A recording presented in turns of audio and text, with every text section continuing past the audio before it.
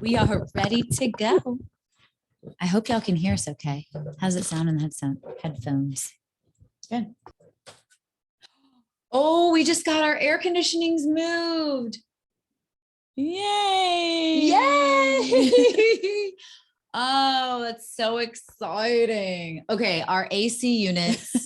This is such a nerdy moment, but I'm going to nerd out. Like just nerd out with me. Adult nerd moment, right? So our air conditioning units were on the backside of our house. And the backside of our house is where my bedroom window is. So you could hear, then there's two of them. You can hear the AC units whenever they kick on, wintertime, summertime, whatever. And it drowns out the sound of the crickets, whatever you have, outside. And we've been there for like 6 years. No, 7, no 6. And finally we just got them moved. We've been talking about it forever. So yay. Congratulations. That's my big girl announcement. Very exciting. Well, getting back to business, welcome to Live Bold and Boss Up podcast. We're so excited you guys tuned in this week. Steph and I are chatting about resignations and counteroffers. Exactly. What to do with a resignation, how to do it, what to say, but then also what do you do when you turn that in and you get a counteroffer? Right. So great question. Then we get this question all the time from our candidates. First of all, whenever you are putting in a resignation, what are the main points that you should think about? Like, when should you do it? How should you do it? So the standard has always been 2 weeks notice, right? 2 weeks from when you are going to have your last day. That's just been industry standard.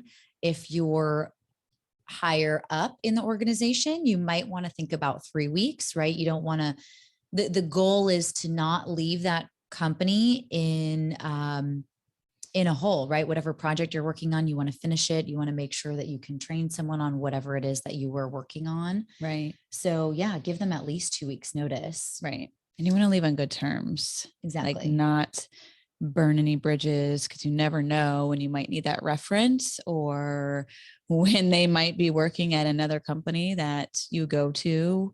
Oh, hands down. Small That's world. Smart. Right. Yeah, absolutely. People move around a lot now. So if you're in an organization or a job for 2 years, you're doing great. So you never know when you're going to work with those people again. Right. I also think it's a good idea to do it in person. Tell your boss in person that it's your last day, or that you're putting your notice in. Or if you can't do it in person, if you're a remote employee, then do it over email or a video. Right. I mean, either way, you do need to document it too. Right. Follow up with an email regardless. Right. But like, don't send a text, don't, do it unprofessional. That's terrible. Sending it in a text. Yes, absolutely. Right. Which I've heard people doing that. That's terrible. I know. That's for another conversation. Yeah. Etiquette. Oh Lord. I could go on for days on etiquette. All right. There's a lot there. But I always think it's better to do it in person, especially like give your boss that respect. If you have that relationship with them, you don't want to be impersonal and just send an email. Right. But then I do think it's a good idea afterwards to follow up with an email, thanking them for your years there, thanking them for the opportunity to have gained the experience that, the time that you've put in there. Let them know when your last day is. Let them know, or ask them if there's anything that you need to do before you leave. Like, okay, what do you need from me before you go, before I go? Just kind of tying up all loose ends. Yeah. I mean, that's a great point. Thanking them in the letter, that's going to be in HR records, right? In the system. So you want to make sure that the verbiage that you use is positive and short, sweet, factual, to the point. Thank you. And move on. Right. So anything else to add about the resignation piece before we move on to Well, I mean, this isn't necessarily like part of the resignation piece, but just a note to put in there, like while you're there in your last days, or even like in your head, whenever you know you're leaving, like don't do anything shady, like sending yourself emails or sending confidential information so that way you have it afterwards, because your employer, they can see where this information is going, and that's going to look really bad on you if you're like stealing information or company contacts, client contacts. That just looks bad, and I've heard of that way too many times just to like ignore that little topic because people do it. That's a good point. That's a good point too. And that actually reminded me of, a lot of people when they leave their organization and they start at another organization, they often will announce it on social media. And you want to be really careful about that because your previous employer, they might feel kind of negative towards that. You want to be really careful what you say on why you're leaving on social media and tagging that old company and then tagging the new company. It's just, you want to be really careful about that. Man, I feel like we can have like a whole nother conversation on. Yeah. There's a lot that goes into it for sure. Right. So whenever you do put in your resignation, chances are you may get a counteroffer, which a counteroffer is whenever your current company offers you more money or more incentives to try to keep you. And I think bottom line, you should never take a counteroffer. Do you agree? Never. 100%. Like there's no reason. Well, and there's facts behind why. Statistics show that 80% of the time you will not be, if you accept this counteroffer, you will not be at that same company within 6 months. Yeah.